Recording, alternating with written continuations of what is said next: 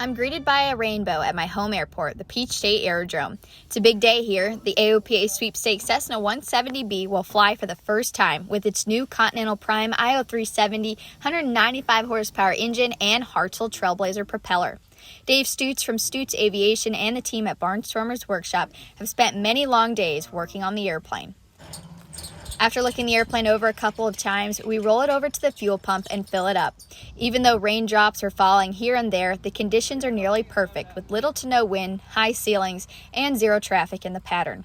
Parker Thaxton, a close friend with nearly 1,000 hours in Cessna 170s, will be pilot in command on the first flight. He will be accompanied by Dave in the right seat. In front of a small crowd, Parker applies full power, and the 170 leaps off the ground in a way I have never seen the airplane take off before.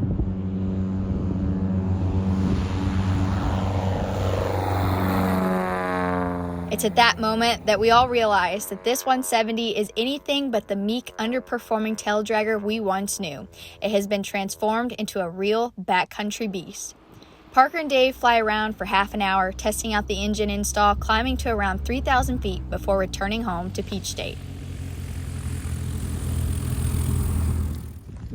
Hey, that'll do it. So, Dave, Parker, how do you think the flight went today? Went great. I had fun. You're the pilot. What do you think?